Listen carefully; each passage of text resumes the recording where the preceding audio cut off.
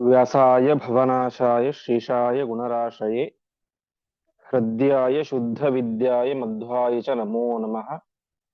नारायणाय परिपूर्णगुणार्णवाय विश्वोदय स्थितिलयो नियतिप्रदाय ज्ञानप्रदाय विबुधा सुरसौख्यदुःखसत्कारणाय वितताय नमो नमस्ते। श्रीगुरुभ्यो नमः। हरिः ओम्।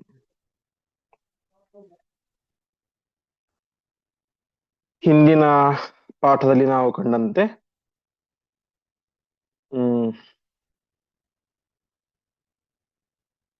ಜರಾಸಂಧ ಮತ್ತು ಕರ್ಣನ ಯುದ್ಧ ನಡೆಯುತ್ತೆ. ಕರ್ಣನ ಅದ್ಭುತವಾದಂತಹ ಒಂದು ಯುದ್ಧದ ಚಾಕಚಕ್ಯತೆ, ಬಾಹುಬಲ ಎಲ್ಲವನ್ನು ಕಂಡು ಅದಕ್ಕೆ ಮಾರು ಹೋದಂತಹ ಧೃತರಾಷ್ಟ್ರ ಜರಾಸಂಧ ಕರ್ಣನಿಗೆ ಶಹಬಾಸ್ ಗಿರಿಯನ್ನು ಕೊಡ್ತಾನೆ. ನೀನು ಒಳ್ಳೆ ಯುದ್ಧ ಪಟುವಾಗಿದ್ದಿ, ಹಾಗಾಗಿ ನಾನು ನಿನ್ನ ತಂದೆಯಿಂದ ಅಪಹಾರ ಮಾಡಿದಂತಹ ಗೆದ್ದಂತಹ ರಾಜ್ಯವನ್ನ ವಾಪಸ್ ತಿರುಗಿ ಕೊಟ್ಟು ಅಂಗರಾಜ್ಯವನ್ನ. ಹಾಗಾಗಿ ನೀನು ಇನ್ನು ಮುಂದೆ ನನಗೆ ಯುದ್ಧದಲ್ಲಿ ಸಹಾಯಕನಾಗಿ ಇರು, ನನ್ನ ಸೇವಕನಾಗಿರು ಎನ್ನುವಂತ ಒಂದು ವಿಚಾರವಾದ ಪ್ರಸ್ತಾವವನ್ನ ಕರ್ಣನ ಮುಂದೆ ಮಾಡಿದ ಅಂತ ಇಷ್ಟು ವಿಚಾರ ಆಗಿತ್ತು. ಇಂದು 199ನೇ ಶ್ಲೋಕದಿಂದಾಗಿ ಪ್ರಾರಂಭ. ಇತ್ಯುಕ್ತ ಆಶು ಸತಥೈವ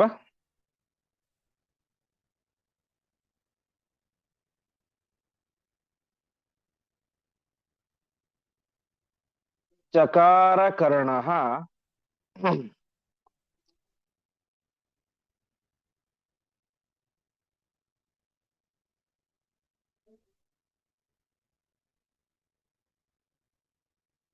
ಪೂರ್ವಂ ಹಿ ತಸ್ಯ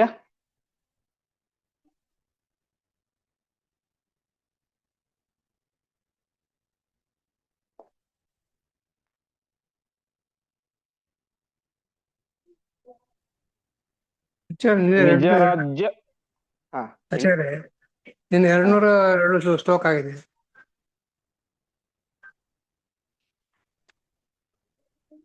ಓ ಹೌದಲ್ಲ, ಸಾರಿ. 202 ಶ್ಲೋಕ, 202, 203 ಆಗಿತ್ತಲ್ವಾ? 203 ಆಗಿತ್ತು. 704 ಸ್ಟಾರ್ಟ್ ಆಗ್ಬೇಕು ಆಚಾರ್ಯ. ಸರಿ ಸರಿ ಸರಿ. ಇಂದು ನಿನ್ನೆ ನಾವು ನೋಡಿದಂತೆ ದುರ್ಯೋಧನ ಹೆಂಡತಿ ಯಾರು, ಅವಳಲ್ಲಿ ವಿಶೇಷವಾಗಿ ಪಾರ್ವತಿ ದೇವಿ ಆವೇಶ ಇತ್ತು. ಅವಳು ಸಾಕ್ಷಾತ್ ಜ್ಯೇಷ್ಠ ಅಲಕ್ಷ್ಮಿ, ಸಮುದ್ರ ಮಥನದಲ್ಲಿ ಲಕ್ಷ್ಮೀ ದೇವಿಗಿಂತ ಮುಂಚೆ ಹುಟ್ಟಿದಂತಹ ಜ್ಯೇಷ್ಠ ಅಲಕ್ಷ್ಮಿ.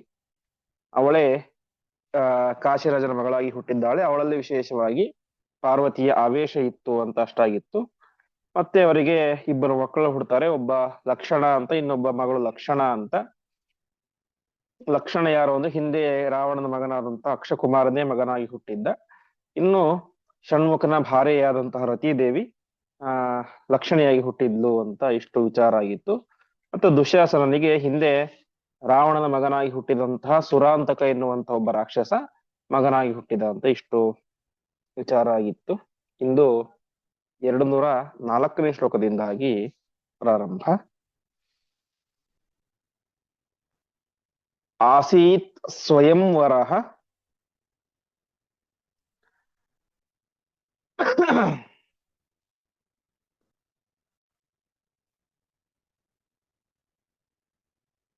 ಉತಾತ್ರ ಕಳಿಂಗರಾಜ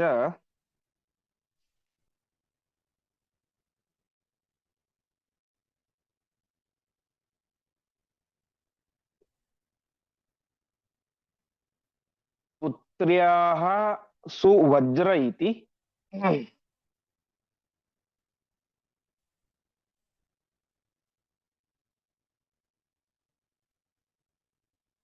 ಯಂ ಪ್ರವದಂತಿ ಭೂಪಾಃ.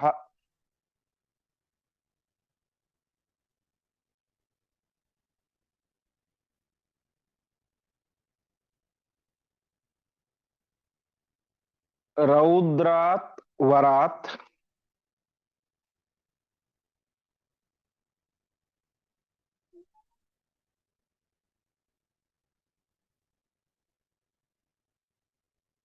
अविजितस्य च तस्य कन्यां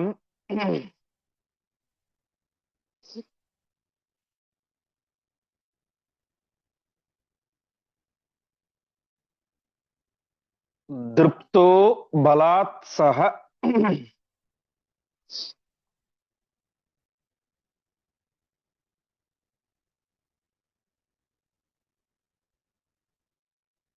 जगृहे धृतराष्ट्रसूनुः।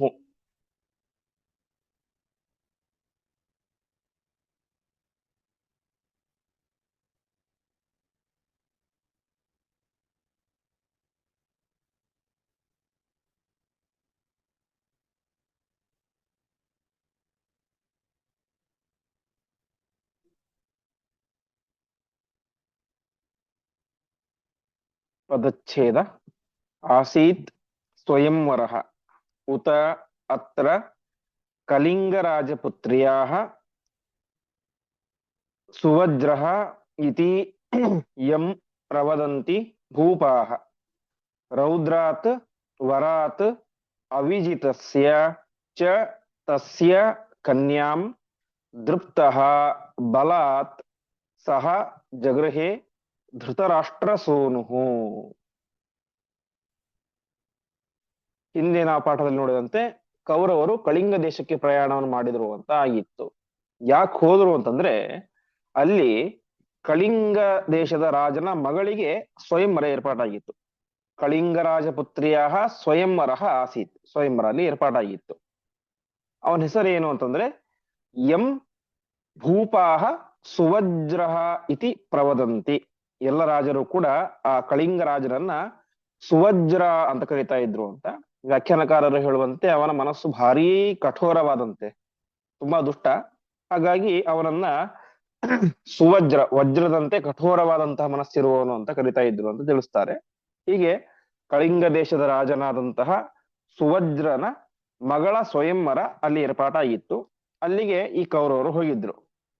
ಆ ಸುವಜ್ರ ಎಂಥವನು ರೌದ್ರಾತ್ ವರಾತ್ ಅವಿಜಿತಸ್ಯ, ರುದ್ರದೇವರ ವರದಿಂದಾಗಿ ಅವನು ಅಜೇಯನಾಗಿದ್ದ, ಅವನನ್ನು ಗೆಲ್ಲುವುದು ಸಾಧ್ಯವಾಗಿರ್ಲಿಲ್ಲ. ಅಂತಹ ಸುವಜ್ರ ಅವನ ಮಗಳ ಸ್ವಯಂವರ ಏರ್ಪಾಟಾಗಿತ್ತು. ಆ ಸಂದರ್ಭದಲ್ಲಿ ಏನಾಯ್ತು, ಈ ದೃಪ್ತ ಅಹಂಕಾರಿಯಾದಂತಹ ದುರ್ಯೋಧನ ಅಲ್ಲಿ ಹೋಗಿ ಮತ್ತೆ ಯಥಾವತ್ತಾಗಿ ಬಲಾತ್ ಜಗ್ರಹೆ, ಆ ಸ್ವಯಂವರದ ಕನ್ಯೆಯನ್ನೇ ತಾನು ಬಲಾತ್ಕಾರದಿಂದಾಗಿ ಅಪಹಾರ ಮಾಡಿಬಿಟ್ಟೆ. ಹೀಗೆ ಹಿಂದಿನ ಬಾರಿ ಭಾನುಮತಿಯ ಸ್ವಯಂವರಕ್ಕೆ ಹೋದಾಗಲೂ ಕೂಡ ಅಲ್ಲಿ ಕನ್ಯೆಯನ್ನು ಅಪಹಾರ ಮಾಡಿದ, ಈ ಬಾರಿ ಸ್ವಯಂವರಕ್ಕೆ ಹೋದಾಗಲೂ ಕೂಡ ಕನ್ಯೆಯನ್ನು ಅಪಹಾರ ಮಾಡಿದ. ಹೀಗೆ ಒಂದು ರಾಕ್ಷಸಿ ಪ್ರವೃತ್ತಿಯನ್ನ ದುರ್ಯೋಧನ ಎಲ್ಲ ಕಡೆ ತೋರಿಸ್ತಾ ಇದ್ದ ಅಂತ ಗೊತ್ತಾಗುತ್ತೆ. ಹೀಗೆ ಒಟ್ಟಿನಲ್ಲಿ ಆ ಸುವಜ್ರ ರಾಜನ ಮಗಳನ್ನ ಆ ಒಂದು ಸ್ವಯಂವರ ಮಂಟಪದಿಂದಾಗಿಯೇನೆ ದುರ್ಯೋಧನ ಅಪಹಾರ ಮಾಡಿದ. ತತ್ರಾಥ ರುದ್ರವರತಃ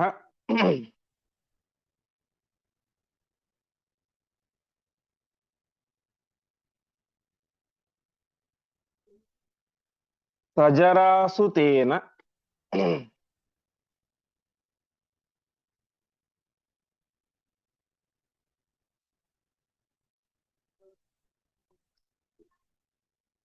ಯುಕ್ತೋ ಬಬಂಧ ಚ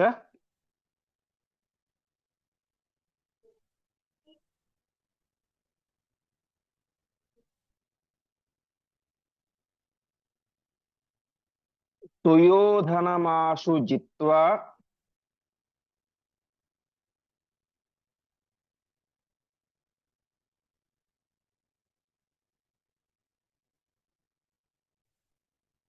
ಕರ್ಣಃ ಪರಾದ್ರವದಿಹ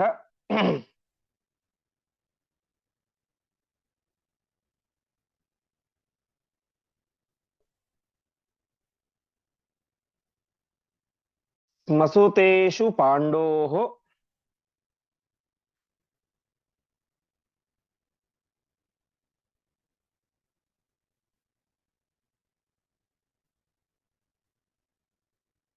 ಯಸ್ಮಾತ್ ಸ್ಪೃಧಾಂ ಅಗಮತ್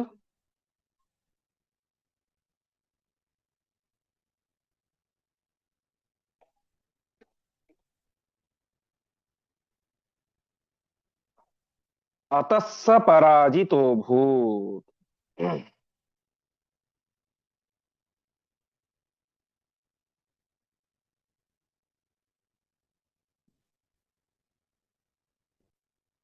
पदच्छेद तत्र अथ रुद्रवरतः सः जरासुतेन युक्तः बबन्ध च सुयोधनम् आशु जित्वा कर्णः पराद्रवत् इह स्म सुतेषु पाण्डोः यस्मात् स्पृधाम् अगमत् अतः सः ಪರಾಜಿತಃ ಅಭೂತ್. ಆ ಸಂದರ್ಭದಲ್ಲಿ ಏನಾಯ್ತು, ದುರ್ಯೋಧನನಿಗೆ ತನ್ನ ಬಲದ ಮೇಲೆ ಭಾರಿ ಅಹಂಕಾರ. ಆದರೆ ಈ ಸುವಜ್ರ ರಾಜನಿಗೆ ಹಿಂದೆ ಹೇಳಿದಂತೆ ರುದ್ರದೇವರ ವರ ಇತ್ತು ಅಜೇಯನಾಗುವಂತ. ಹಾಗಾಗಿ ಅವನು ತನಗಿದ್ದಂತಹ ಆ ಒಂದು ರುದ್ರದೇವರ ವರದ ಪ್ರಭಾವದಿಂದಾಗಿ ಮತ್ತು ಜರಾಸುತೇನ ಯುಕ್ತ, ಅವನು ಜರಾಸಂಧನಿಗೆ ಆಪ್ತನಾಗಿದ್ದ. ಜರಾಸಂಧ ಆಗಿನ ಕಾಲದ ಬಹುತೇಕ ರಾಜರನ್ನ ತನ್ನ ಕಂಟ್ರೋಲ್ ಅಲ್ಲಿ ಇಟ್ಕೊಂಡಿದ್ದ. ಅದರಲ್ಲಿ ಈ ಸುವಜ್ರನು ಕೂಡ ಒಬ್ಬ. ಹಾಗಾಗಿ ತನಗೆ ರುದ್ರದೇವರ ವರದ ಬಲ ಇದೆ, ಜೊತೆಗೆ ಅಲ್ಲಿ ಜರಾಸಂಧನ ಸ್ನೇಹ ಇದೆ. ಇದರಿಂದಾಗಿ ಅವನೇ ಮಾಡಿದ, ಜರಾಸಂಧನೊಂದಿಗೆ ಸೇರಿಕೊಂಡು ಸುಯೋಧನಂ ಆಶು ಜಿತ್ವ ಬಬಂಧ, ದುರ್ಯೋಧನನನ್ನ ಈಸಿಯಾಗಿ ಗೆದ್ಬಿಟ್ಟ. ಯಾಕೆಂದ್ರೆ ಅಲ್ಲಿ ಜರಾಸಂಧ ಇದ್ದಾನೆ, ಜೊತೆಗೆ ಸುವಜ್ರನು ಕೂಡ ಇದ್ದಾನೆ, ರುದ್ರದೇವರ ವರ ಇದೆ. ಇದರಿಂದಾಗಿ ದುರ್ಯೋಧನನ ಗೆದ್ದಿದ್ದು ಮಾತ್ರ ಅಲ್ಲ, ಅವನನ್ನ ಬಬಂಧ ಕಟ್ಟಿ ಹಾಕ್ಬಿಟ್ಟ ಅಂತೆ. ತಾನೇ ದೊಡ್ಡ ಪರಾಕ್ರಮಿ ಅಂತ ಅಹಂಕಾರದಿಂದಾಗಿ ಸ್ವಯಂವರದ ಕನ್ಯೆಯನ್ನೇ ಅಪಹಾರ ಮಾಡಿದಂತ ದುರ್ಯೋಧನ ಕೊನೆಗೆ ಬಂಧನಕ್ಕೆ ಒಳಗಾಗಿ ಬಿಟ್ಟ. ಆ ಸಂದರ್ಭದಲ್ಲಿ ತನಗೆ ಈ ಜರಾಸಂಧ ಏನ್ ಮಾಡ್ತಾನೋ ಏನೋ ಎನ್ನುವಂತ ಹೆದರಿಕೆಯಿಂದಾಗಿ ಕರ್ಣಃ ಪರಾದ್ರವತ್, ಕರ್ಣನು ಕೂಡ ಓಡಿ ಹೋಗ್ಬಿಟ್ಟ. ಅದೇ ಕರ್ಣನು ಸೋತು ಬಿಟ್ಟ, ಕರ್ಣನು ಕೂಡ ಅಲ್ಲಿಂದಾಗಿ ಓಡಿ ಹೋಗಿಬಿಟ್ಟ. ಅದು ಯಾಕೆ ಓಡಿ ಹೋದ ಅಂತಂದ್ರೆ, ಕರ್ಣ ಪರಾಕ್ರಮಿ ಅಲ್ವಾ ಅಂತಂದ್ರೆ ಅದಕ್ಕೆ ಆಚಾರ್ಯರು ನಿರ್ಣಯವನ್ನು ಕೊಡ್ತಾ ಇದ್ದಾರೆ. ಅಲ್ಲ, ಕರ್ಣ ಎಲ್ಲರನ್ನೂ ಕೂಡ ಗೆಲ್ಬೋದಾಗಿತ್ತು, ಸುವಜ್ರನನ್ನು ಸುಲಭವಾಗಿ ಗೆಲ್ಬೋದಾಗಿತ್ತು. ಹಾಗಿದ್ರು ಕೂಡ ಯಾಕೆ ಓಡಿ ಹೋದ ಅಂತ. ಯಾಕೆಂದ್ರೆ ಅವನಿಗಿದ್ದ ವರ ಯಾರದ್ದು? ರುದ್ರದೇವರದ್ದು. ಕರ್ಣನಿಗೆ ಇದ್ದಂತಹ ವರ ಯಾರದ್ದು?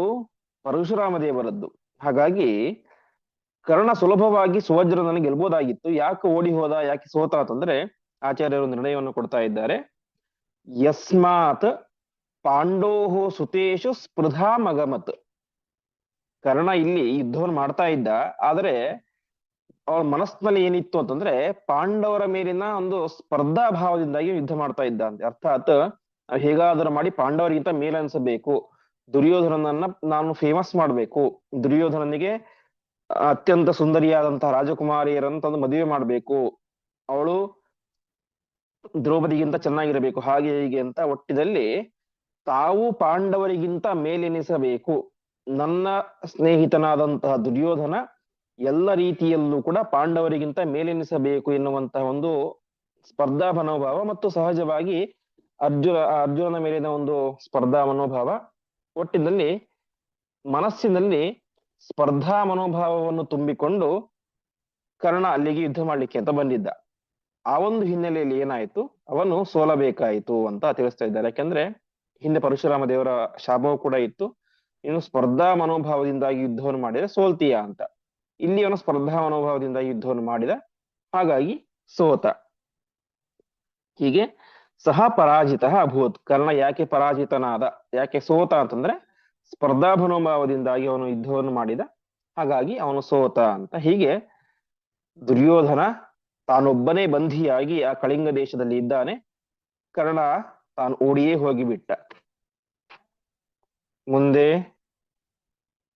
ದುರ್ಯೋಧನೆ ಅನುಜ ಜನೈಹಿ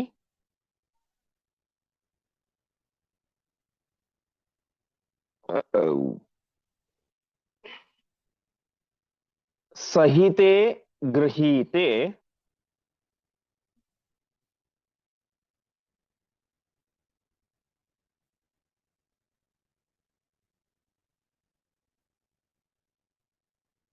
ಭೀಷ್ಮಾಂಬಿಕೇಯ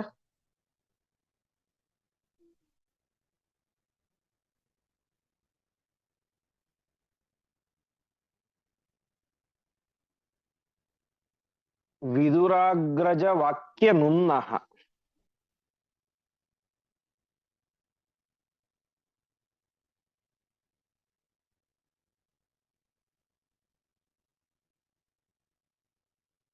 ಭೀಮೋ ವಿಜಿತ್ಯ ನೃಪತೀನ್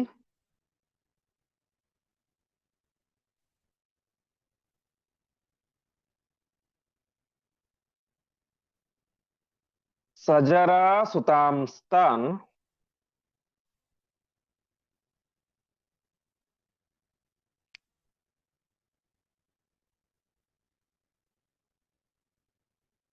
ಹತ್ವಾ ಸುವಜ್ರಮಮುಚತ್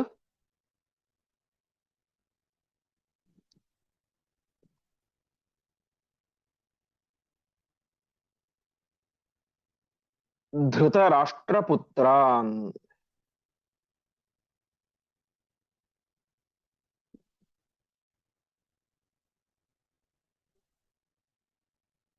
ಪದಚ್ಛೇದ. ದುರ್ಯೋಧನೆ ಅನುಜಜನೈಃ ಸಹಿತೆ ಗೃಹೀತೆ ಭೀಷ್ಮಾಂಬಿಕೇಯ ವಿದುರಾಗ್ರಜ ವಾಕ್ಯನುನ್ನಃ ಭೀಮಃ ವಿಜಿತ್ಯ ನೃಪತೀನ್ ಸಜರಾಸುತಾನ್ ತಾನ್ ಹತ್ವಾ ಸುವಜ್ರಂ ಅಮುಚತ್ ಧೃತರಾಷ್ಟ್ರಪುತ್ರಾನ್. ಬರೀ ದುರ್ಯೋಧನನನ್ನ ಸುವಜ್ರ ಬಂಧನ ಮಾಡಿ ಇಡ್ಲಿಲ್ಲ, ಅನುಜ ಜನೈಹಿ ಸಹಿತೆ ಅವನ ತಮ್ಮಂದಿರ ಇದ್ರಲ್ಲ ದುಶಾಸನಾದಿಗಳು, ಅವರೆಲ್ಲರನ್ನು ಕೂಡ ಬಂಧನ ಮಾಡಿ ಇಟ್ಬಿಟ್ಟ ಸುವಜ್ರ. ಆ ರೀತಿಯಾಗಿ ಬಂಧನ ಮಾಡಿದಾಗ ಹಸ್ತಿನಾವತಿಗೆ ವಿಚಾರ ಗೊತ್ತಾಯ್ತು. ಕರ್ಣ ಓಡಿ ಬಂದ್ಬಿಟ್ಟಿದ್ದಲ್ಲ, ವಿಚಾರ ಗೊತ್ತಾಯ್ತು. ಸರಿ, ಬಿಡುಗಡೆಗೊಳಿಸೋದು ಯಾರು? ಅಲ್ಲಿ ಹೋಗಿ ಸುಮ್ಮನೆ ಬಿಡುಗಡೆ ಮಾಡಲ್ಲ ಸುವಜ್ರ, ಜೊತೆಗೆ ಜರಾಸಂಧನು ಇದ್ದಾನೆ.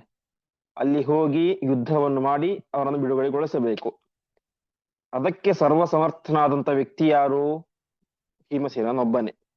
ಆದರೆ ಭೀಮಸೇನ ಹೋಲಿಗೆ ಸಿದ್ಧ ಇಲ್ಲ. ಯಾಕಂದ್ರೆ ಸಹಜವಾಗಿ ದುರ್ಯೋಧನ ಅವನು ತನ್ನ ನಿರಂತರವಾಗಿ ತಮ್ಮ ಮೇಲೆ ದ್ವೇಷವನ್ನು ಕಾರ್ತಾ ಇದ್ದಂತಹ ವ್ಯಕ್ತಿ. ಹಿಂದೆ ನೋಡಿದಂತೆ ಭೀಮಸೇನ ದೇವರು ಅತ್ಯಂತ ನೇರ ನಿಷ್ಠುರವಾದಂತಹ ವ್ಯಕ್ತಿತ್ವ ಇರುವಂತವರು. ಹಾಗಾಗಿ ಅವರು ಹೋಗ್ಲಿ ಒಪ್ಕೊಳ್ಳಿಲ್ಲ.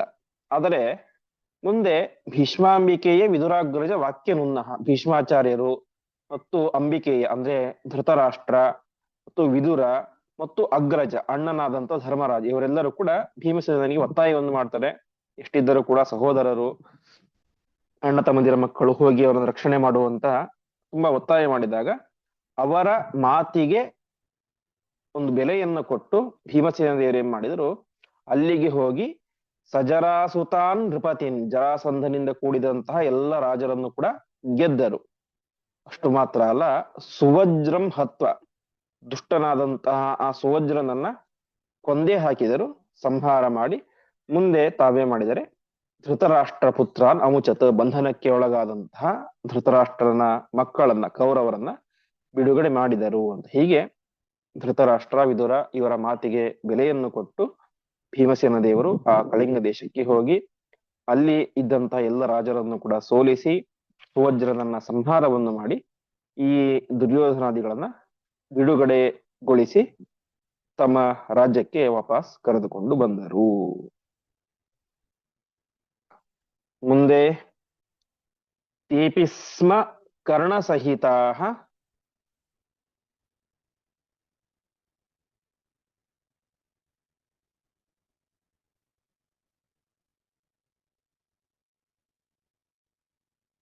ಮೃತಕ ಪ್ರತೀಕಾ.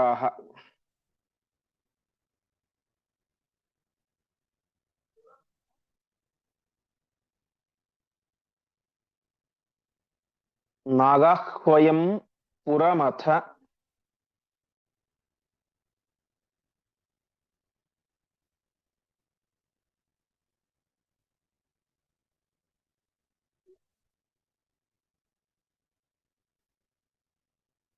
ಆಯಯುರಪ್ಯಮೀಶಾಂ.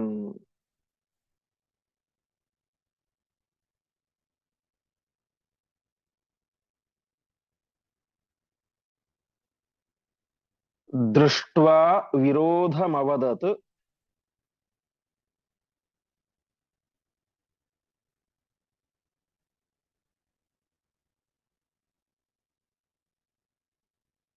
ನೃಪತಿಶ್ಚ ಧರ್ಮ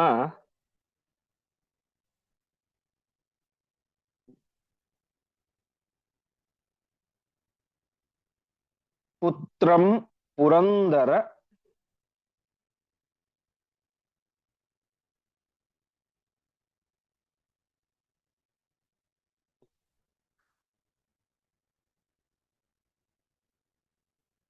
ಕೃತಸ್ಥಲಮಾಶು ಯಾಹಿ.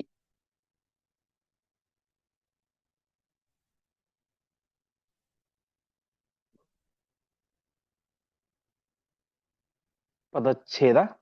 ತೇ ಅಪಿ ಕರ್ಣಸಹಿತಾಃ ಮೃತಕ ಪ್ರತೀಕಾಃ ನಾಗಾಹ್ವಯಂ ಪುರಂ ಅಥ ಆಯಯುಃ ಅಪಿ ಅಮೀಷಾಂ ದೃಷ್ಟ್ವಾ ವಿರೋಧಂ ಅವದತ್ ನೃಪತಿಃ ಚ ಧರ್ಮಪುತ್ರಂ ಪುರಂದರಕೃತಸ್ಥಲಂ ಆಶು ಯಾಹಿ. ಹೀಗೆ ಆ ಕರ್ಣ ಮತ್ತು ಎಲ್ಲ ದುರ್ಯೋಧನಾದಿಗಳೆಲ್ಲರೂ ಕೂಡ ಹಸ್ತಿನಾವತಿಗೆ ಬಂದಾಗ ಅವರ ಪರಿಸ್ಥಿತಿ ಹೇಗಿತ್ತು ಅಂದ್ರೆ ಮೃತಕ ಪ್ರತೀಕಾಹ, ಸತ್ತವರಂತೆ ಅವರು ಬಂದ್ರು ಅಂತ. ಏಕೆಂದ್ರೆ ತಾವು ನಿರಂತರವಾಗಿ ದ್ವೇಷ ಮಾಡ್ತಾ ಇದ್ದಂತಹ, ತಾವು ಬಾಲ್ಯದಿಂದಾಗಿ ಯಾರನ್ನ ಸಾಯಿಸಬೇಕು ಅಂತ ಪ್ರಯತ್ನ ಮಾಡಿದ್ದರೋ, ಯಾರನ್ನು ತಾವು ಆ ಒಂದು ಲಾಕ್ಷಾಗ್ರಹದಲ್ಲಿ ಅರಗಿನ ಅರಮನೆಯಲ್ಲಿ ಸುಡಬೇಕು ಅಂತ ಇಚ್ಛೆ ಪಟ್ಟು ಅದನ್ನು ಸಾಧಿಸಿದ್ದು ಅಂತ ಅಂದ್ಕೊಂಡಿದ್ರು, ಅದಾದ ಮೇಲೆ ವರ್ಷಗಟ್ಟಲೆ ಕಾಲ ಪಾಂಡವರು ಸತ್ತೇ ಹೋಗಿದ್ದಾರೆ ಎನ್ನುವಂತಹ ಭ್ರಮೆಯಲ್ಲಿ ಇದ್ದರು. ಅಂತಹ ಪಾಂಡವರ ಕೈಯಲ್ಲಿ ತಾವು ಜೀವ ಉಳಿಸಿಕೊಳ್ಳಬೇಕಾಯಿತು. ಆ ಭೀಮ ಬಂದು ನಮ್ಮನ್ನ ಕಾಪಾಡಿದ ಅಂತ ಒಂದು ಹಿನ್ನೆಲೆಯಲ್ಲಿ ಅವರು ಮೃತಕ ಪ್ರತೀಕ, ಬದುಕಿದ್ದಾರೆ ಆದರೆ ಸತ್ತವರಂತೆ. ಯಾಕೆಂದ್ರೆ ತಾವು ಯಾರನ್ನು ನಿರಂತರವಾಗಿ ದ್ವೇಷ ಮಾಡ್ತಾ ಇದ್ರು, ಆ ಭೀಮ ಬಂದು ತಮ್ಮನ್ನು ಕಾಪಾಡಿದ್ದಾನೆ. ಹಾಗಾಗಿ ತಾವು ಬದುಕಿದ್ದು ಕೂಡ ಸತ್ತಂತೆ ಎನ್ನುವಂತಹ ಒಂದು ಮನೋಭಾವ ಪರಿಸ್ಥಿತಿಯಲ್ಲಿ ವಾತಾವರಣ ನಿರ್ಮಾಣವಾಗಿತ್ತು. ಆ ರೀತಿಯಾಗಿ ಅವರೆಲ್ಲರೂ ಕೂಡ ಮೃತಕ ಪ್ರತೀಕ, ಸತ್ತವರಂತೆ ನಾಗಾಹ್ವಯಂ ಪುರಂ ಅಥ ಆಯಯುಹು, ಹಸ್ತಿನಾವತಿಗೆ ಪ್ರವೇಶವನ್ನು ಮಾಡ್ತಾರೆ. ಈ ಸಂದರ್ಭದಲ್ಲಿ ಧೃತರಾಷ್ಟ್ರ ಒಂದು ವಿಚಾರವನ್ನು ಗಮನಿಸಿದ, ಯಾಕೋ ಇದು ಸರಿ ಆಗ್ತಾ ಇಲ್ಲ ಅಂತ. ಏನು? ಅಮೀಷಾಂ ವಿರೋಧಂ. ಅಮೀಷಾಂ ಅಂದ್ರೆ ಇವರ, ಈ ಪಾಂಡವರ ಮತ್ತು ಕೌರವರ ಮಧ್ಯದಲ್ಲಿ ಎಲ್ಲವೂ ಸರಿ ಇಲ್ಲ, ಏನೂ ಸರಿ ಇಲ್ಲ. ನಿರಂತರವಾಗಿ ದ್ವೇಷ ಅದು ಹೊತ್ಕೊಳ್ತಾ ಇದೆ. ಹೀಗೆ ಮುಂದುವರೆದು ಬಿಟ್ರೆ ಆ ದ್ವೇಷ ಇಡೀ ನಮ್ಮ ರಾಜ್ಯವನ್ನೇ ನಾಶ ಮಾಡಿಬಿಡುತ್ತೆ, ನಮ್ಮ ಕುಲವನ್ನೇ ನಾಶ ಮಾಡಿಬಿಡುತ್ತೆ. ಹಾಗಾಗಿ ಇದು ಸರಿಯಲ್ಲ ಅಂತ ಗಮನಿಸಿದಂತಹ ನೃಪತಿ, ರಾಜನಾದಂತಹ ಧೃತರಾಷ್ಟ್ರ ಧರ್ಮಪುತ್ರನನ್ನ, ಯುಧಿಷ್ಠಿರನನ್ನ ಕರೆದ ಒಂದು ಮಾತನ್ನು ಹೇಳಿದ. ನೀವು ಆದಷ್ಟು ಬೇಗ ಪುರಂದರ ಕೃತಸ್ಥಲಂ ಅಂದ್ರೆ ಇಂದ್ರಪ್ರಸ್ಥ, ನೀವು ಆದಷ್ಟು ಬೇಗ ಇಂದ್ರಪ್ರಸ್ಥಕ್ಕೆ ಹೋಗಿ ಎಂಬುದಾಗಿ ತಿಳಿಸ್ತಾ ಇದ್ದಾನೆ. ಇಲ್ಲಿ ಆಚಾರ್ಯರು ಇಂದ್ರಪ್ರಸ್ಥದ ನೇರವಾಗಿ ಪದಪ್ರಯೋಗ ಮಾಡೋದಿಲ್ಲ, ಪುರಂದರ ಕೃತಸ್ಥಲ ಅಂತ ಹೇಳ್ತಾರೆ. ಪುರಂದರ ಅಂದ್ರೆ ಇಂದ್ರ, ಅಂದ್ರೆ ಇಂದ್ರ ಹಿಂದೆ ಅಲ್ಲಿ ರಾಜ್ಯಭಾರವನ್ನು ಮಾಡಿದ್ದ ಆ ಒಂದು ಇಂದ್ರಪ್ರಸ್ಥದಲ್ಲಿ, ಹಾಗಾಗಿ ಅದಕ್ಕೆ ಇಂದ್ರಪ್ರಸ್ಥ ಹೆಸರು ಬಂತು. ಆ ಒಂದು ಸ್ಥಳಕ್ಕೆ ಹೋಗಿ ನೀವು ರಾಜ್ಯಭಾರವನ್ನು ಮಾಡಿ ಎಂಬುದಾಗಿ ಧರ್ಮರಾಜನಿಗೆ ಧೃತರಾಷ್ಟ್ರ ತಿಳಿಸಿದ. ತತ್ರಾರ್ಧ ರಾಜ್ಯಮನುಭುಂಕ್ಷ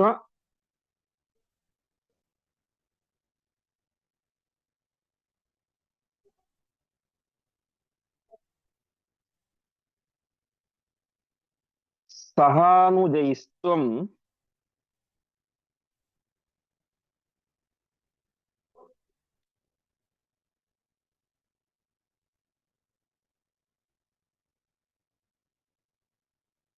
ಕೋಶಾರ್ಧಮೇವ ಹಿ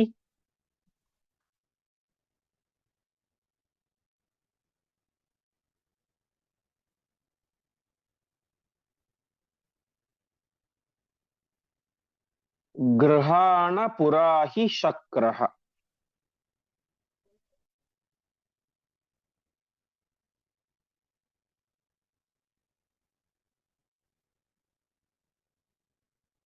ತತ್ರಾಭಿಷಿಕ್ತ ಉತ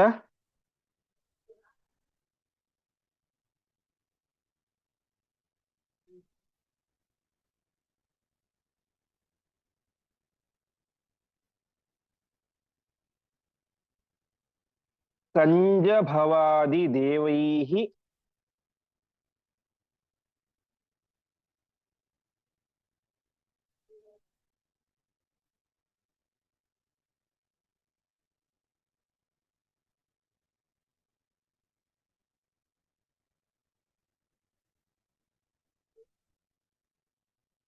तत्रस्थ एव सचकार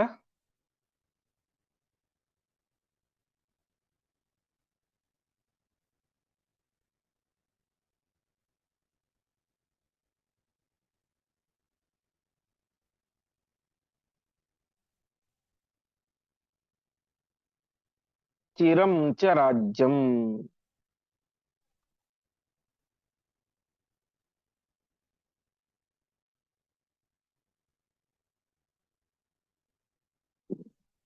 पदच्छेद तत्र अर्धराज्यम् अनुभुङ्क्ष्व सह अनुजैः त्वं कोशार्धम् एव हि गृहाण पुरा हि शक्रः तत्र अभिषिक्तः उत कञ्जभवादिदैवैः तत्रस्थः एव सः चकार चिरं च ರಾಜ್ಯಂ ಹೇಳ್ತಾ ಇದ್ದಾರೆ. ನೀನು ಅಲ್ಲಿಗೆ ಸಹ ಅನುಜೈಹಿ ನಿನ್ನ ತಮ್ಮಂದಿರೊಂದಿಗೆ ಸೇರಿಕೊಂಡು ಇಂದ್ರಪ್ರಸ್ಥಕ್ಕೆ ಹೋಗು. ಅಲ್ಲಿ ನಿನಗೆ ಅರ್ಧ ರಾಜ್ಯವನ್ನು ಕೊಡ್ತೇನೆ. ಈ ಒಂದು ನಮ್ಮೇನು ಸಮಗ್ರ ರಾಜ್ಯ ಏನಿದೆ ಅದರಲ್ಲಿ ಅರ್ಧ ರಾಜ್ಯವನ್ನು ನಾನು ನಿನಗೆ ಕೊಡ್ತೇನೆ. ಹೀಗೆ ಅರ್ಧ ರಾಜ್ಯವನ್ನು ಅನುಭುಂಕ್ಷ ಆಳು. ಅಷ್ಟು ಮಾತ್ರ ಅಲ್ಲ, ಕೋಶಾರ್ಧಮೇವ ಗ್ರಹಣ, ನಿನಗೆ ಕೋಶದ ಅರ್ಧ ಭಾಗವನ್ನ ಅಂದ್ರೆ ಟ್ರೆಜರಿ ಸಂಪತ್ತು, ಅದರ ಅರ್ಧ ಭಾಗವನ್ನು ಕೂಡ ನಾನು ನಿನಗೆ, ಖಜಾನೆಯನ್ನ ಅರ್ಧ ಭಾಗವನ್ನು ನಿನಗೆ ಕೊಡ್ತೇನೆ. ಅದನ್ನು ನೀನು ತೆಗೆದುಕೊಂಡು ಅಲ್ಲಿ ಹೋಗಿ ರಾಜ್ಯವನ್ನು ಆಳು. ಅದು ಸಾಮಾನ್ಯವಾದಂತಹ ಸ್ಥಳ ಅಲ್ಲ ಇಂದ್ರಪ್ರಸ್ಥ. ಹಿಂದೆ ಶಕ್ರ ಇಂದ್ರ ಕಂಜಭವಾದಿ ದೇವೈಹಿ, ಬ್ರಹ್ಮಾದಿ ದೇವಾನುದೇವತೆಗಳು ಬಂದು ಅವನಿಗೆ ಪಟ್ಟಾಭಿಷೇಕವನ್ನು ಮಾಡಿದ್ದರು ಇಂದ್ರನಿಗೆ. ಎಲ್ಲಿ? ಇಂದ್ರಪ್ರಸ್ಥದಲ್ಲಿ. ಇಂದ್ರಪ್ರಸ್ಥ ಅಲ್ಲಿ ಸಾಕ್ಷಾತ್ ವಿಶ್ವಕರ್ಮನೇನೆ ಇಂದ್ರದೇವನಿಗೋಸ್ಕರ ನಿರ್ಮಾಣವಾದಂತಹ ಒಂದು ಪ್ರದೇಶ. ಅಲ್ಲಿ ನೀನು ಹಿಂದೆ ಇಂದ್ರನಿಗೆ ಬ್ರಹ್ಮಾದಿ ದೇವಾನುದೇವತೆಗಳು ಬಂದು ಅವನಿಗೆ ವಿಶೇಷವಾದ ಪಟ್ಟಾಭಿಷೇಕವನ್ನು ಮಾಡಿದ್ದರು. ಇಂದ್ರದೇವರು ತತ್ರಸ್ಥಃ ಏವ, ಅಲ್ಲೇ ಇದ್ದುಕೊಂಡು ಚಿರಂ ರಾಜ್ಯಂ ಚಕಾರ, ಅನೇಕ ವರ್ಷಗಳ ಕಾಲ, ದೀರ್ಘಕಾಲ ರಾಜ್ಯಭಾರವನ್ನು ಕೂಡ ಮಾಡಿದ್ರು. ಹಾಗಾಗಿ ನೀನು ಅಂತಹ ಇಂದ್ರಪ್ರಸ್ಥ ಸ್ಥಳಕ್ಕೆ ಹೋಗಿ ನೀನು ರಾಜ್ಯಭಾರವನ್ನು ಮಾಡು ಎಂಬುದಾಗಿ ಧೃತರಾಷ್ಟ್ರ ಧರ್ಮರಾಜನಿಗೆ ತಿಳಿಸ್ತಾ ಇದ್ದಾನೆ. ಮುಂದೆ ತ್ವಂ ವೀರ ಶಕ್ರ ಸಮಃ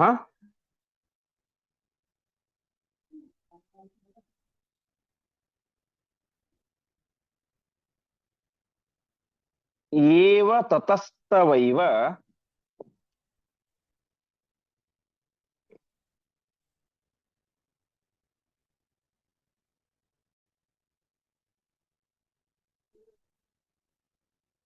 ಯೋಗ್ಯಂ ಪುರಂ ತದತಃ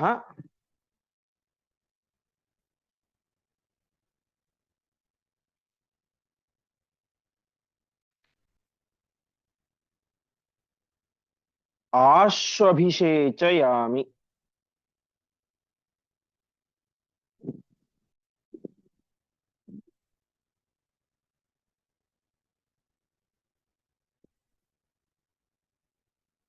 ಇತ್ಯುಕ್ತ ಆಹ ಸಯುಧಿಷ್ಠಿರಃ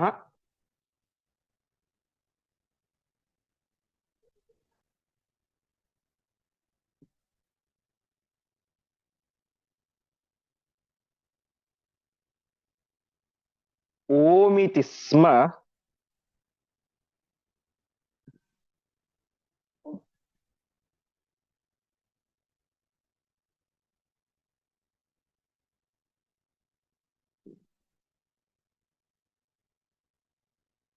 ಚಕ್ರೇಭಿಷೇಕಮಪಿ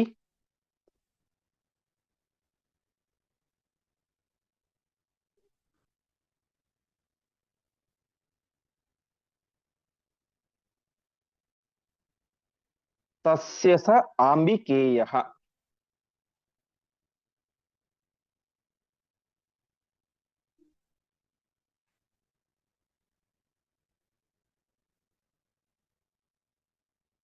ಪದಚ್ಛೇದ ತ್ವಂ ವೀರಃ ಶಕ್ರಸಮಃ ಏವ ತತಃ ತವ ಏವ ಯೋಗ್ಯಂ ಪುರಂ ತತ್ ಅತಃ ಆಶು ಅಭಿಷೇಚಯಾಮಿ ಇತಿ ಉಕ್ತಃ ಆಹ ಸಹ ಯುಧಿಷ್ಠಿರಃ ಓಂ ಇತಿ ಸ್ಮ ಚಕ್ರೆ ಅಭಿಷೇಕಂ ಅಪಿ ತಸ್ಯ ಸಹ ಆಂಬಿಕೇಯ. ನೋಡು ವೀರನೇ, ಪರಾಕ್ರಮಶಾಲಿಯಾದಂತಹ ಯುಧಿಷ್ಠಿರನೇ, ನೀನು ಕೂಡ ಶಕ್ರ ಸಮಃ, ಇಂದ್ರನಿಗೆ ಸಮ ಆಗಿದ್ದೀಯ. ಹಾಗಾಗಿ ನಾನೇನ್ ಮಾಡ್ತೇನೆ, ತವೈವ ಯೋಗ್ಯಂ ಪರಂ, ಅದು ನಿನಗೆ ಯೋಗ್ಯವಾದಂತಹ ಪಟ್ಟಣ.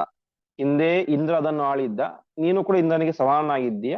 ಹಾಗಾಗಿ ಆ ನಿನಗೆ ಅದೇ ಸೂಕ್ತ ಅಂತ ತಿಳಿಸ್ತಾ ಇದ್ದಾನೆ. ಆದ್ರೆ ವಾಸ್ತವಿಕವಾಗಿ ನಿಜವಾದ ಅಂಶ ಏನಂದ್ರೆ, ಇಂದ್ರಪ್ರಸ್ಥ ಇಂದ್ರ ಆಳುವಾಗ ಸಮೃದ್ಧವಾಗಿ ಇತ್ತು.